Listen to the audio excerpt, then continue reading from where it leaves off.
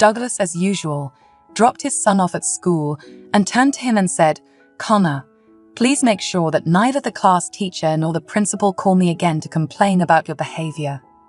I am tired of getting ashamed every time I'm told off for your bad behavior." "Okay, Dad." The boy nodded obediently and, waving his father goodbye, ran off to school.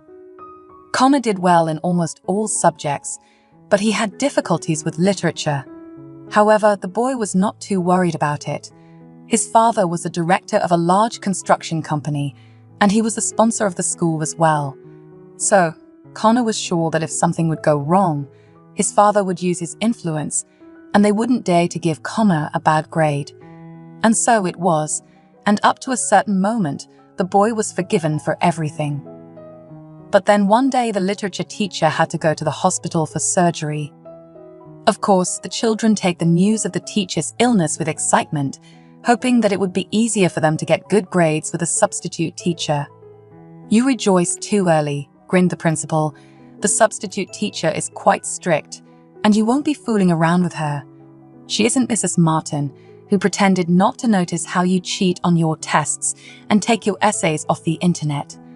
The kids were alarmed, and the principal told them that the new teacher used to work in prison. "Has she been guarding in the tower with a gun?" asked Connor, and the class burst out laughing. "Well, of course not. But she taught literature in the colony for juvenile. So she is a very tough woman, and you will definitely behave," said the principal as seriously as possible. The children's imagination drew a horrible picture, and all the children froze in astonishment, and the principal, satisfied with the effect she had produced, went on about her business.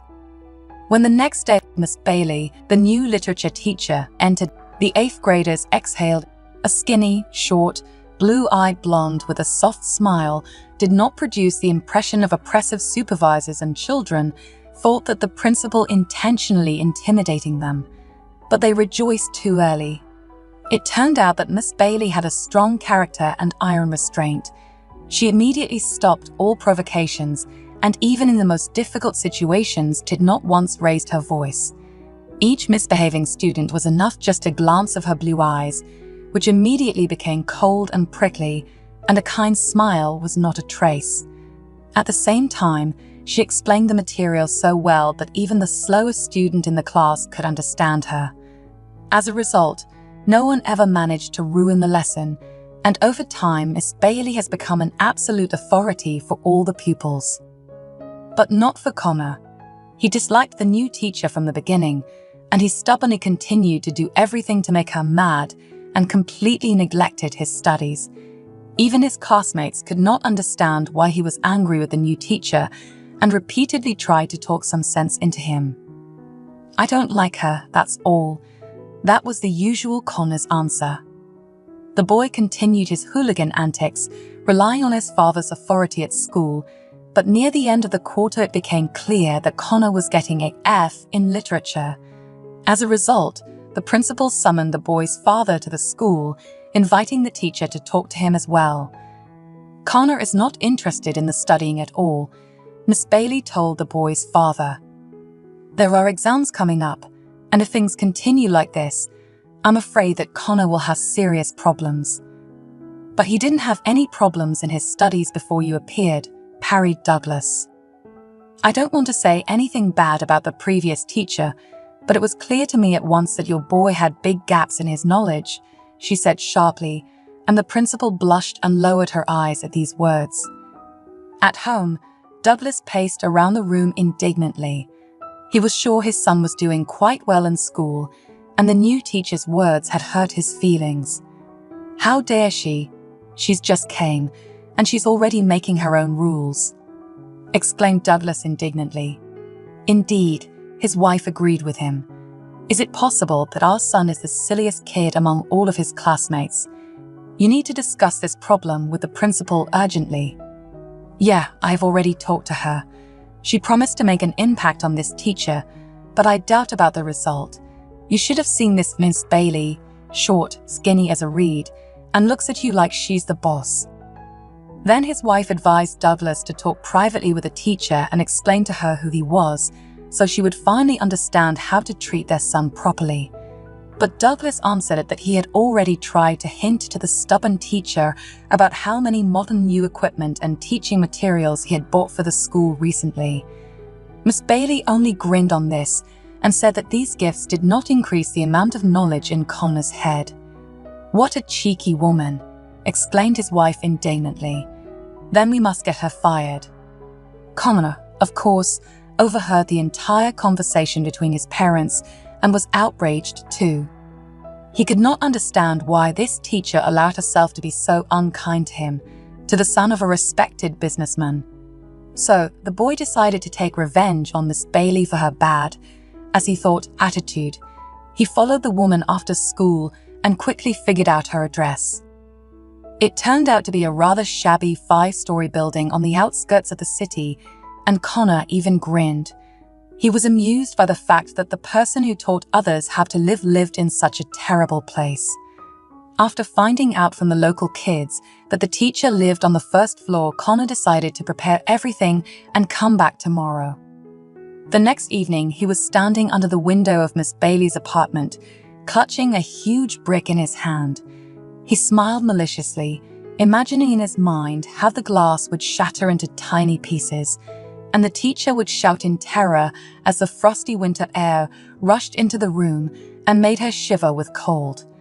He decided to get close enough not to miss, but suddenly he noticed some movement inside the room. The boy became curious and stood on the bench under the window. He peered in and froze in shock. Miss Bailey was not alone in the room. A girl was sitting in a wheelchair next to her. She was about Connor's age. The woman carefully massaged her legs and then, lifting her up, tried to keep her in a standing position. The window was slightly ajar for ventilation, and Connor could hear the conversation. "Mom, I can't do it anymore. Let's accept the fact that it's all useless. I'll never be walking again." "No, Audrey. Don't you dare think like that and give up. You'll see, everything will change. You just have to keep following the doctor's recommendations." "That's enough, Mom. We'll never save that much money for an operation, and without it all is useless," cried out the girl in despair. The girl cried, and Miss Bailey sobbed beside her. Connor watched all this and could not come to his senses. He felt shocked that the teacher had a disabled child, and they were living so poorly, and that this resilient and strong woman could cry so bitterly. Connor looked at the brick in his hand, and he suddenly felt unbearably ashamed. He might have been a bully, but he would never hurt a weak or abused person. And although his parents spoiled him immensely, they still managed to teach him true values. Connor threw away the brick and ran home. He could not forget the scene he had witnessed. He agonizingly tried to understand what had happened in his teacher's family and what kind of operation they were talking about. At first, Connor thought to ask the teacher directly, but he realized that it was unlikely she would discuss it with him. That was why he decided to act differently. He found Miss Bailey's daughter, Audrey, through social media.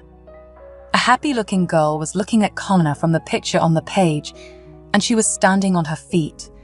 There were many more pictures. In one picture, Audrey was on horseback. In another one, she and her mother were in the mountains. In the third one, they were gathering flowers in the countryside. It was clear that Audrey had no health problems before, and Connor was going to find out what had happened. He decided to make friends with Audrey through the internet and wrote her a message. Audrey responded, and they began chatting. It turned out that they both liked dogs, and in general, they had a lot in common. Audrey liked everything Connor told her. She also told him about her life. She used to live with her mom and dad in another city. They had a big house, her father had his own business, and her mother had been a teacher at a private school. And then everything fell apart. Her father met another woman, brought her into their home, and threw her and her mother out on the street. The girl recalled how she only had time to grab the bare necessities and her dog, and they went with one suitcase in a cab to her mother's friend's house. But on the way there was an accident. The pet was killed, and Audrey received a serious spinal injury. Doctors said that they needed an expensive operation abroad, and Mom immediately told her father. But he did not even come to visit Audrey. He said that he had another family now and all the money in the business. Connor was furious. He thought that his father would never do such a mean thing and would do even the impossible for him. "I had the operation," Audrey continued to tell him. "We moved into the apartment my grandmother left us. At first, my mother was teaching at a school in a juvenile colony, but it became psychologically difficult for her there. And then she found a good job in a private school, and she basically likes working there, only there are a few problems with some pupil, but my mom's strong, she could handle it." "What about your surgery? Can it help you?" Connor finally uttered a question that had been worrying him ever since he saw Miss Bailey sobbing for the first time. "It is possible, but it is very expensive. No one fund took care of us," replied Audrey, and then fell silent. Connor realized that he had hurt her feelings. He imagined her sitting and crying in front of the monitor, and his heart ached. The decision came instantly. In the evening, Connor told his parents about the situation. "Yes, it's a terrible pity about the girl," said Douglas, gloomily. "I just don't understand her father. How can someone throw a child out of his life?" said Connor's mother, sighing heavily. Douglas hesitated, and then asked his son how much money she needed for the operation. Connor didn't know that, and then Douglas decided to talk directly to Miss Bailey and find out everything. When he went into her office in the evening, the teacher was sitting checking the workbooks. When she looked up, she said in surprise, "Good evening. Are you here about Connor? You know, I've noticed a positive change in his behavior and learning lately. I think we could fix the situation with his grades from now on." "I'm delighted to hear this, but that's not why I came to talk to you," answered Douglas, and told her the reason for his visit. He admitted that his son had met Miss Bailey's daughter on the internet, and he was very worried about her. Douglas added that he would like to help and asked to tell the sum necessary for the operation.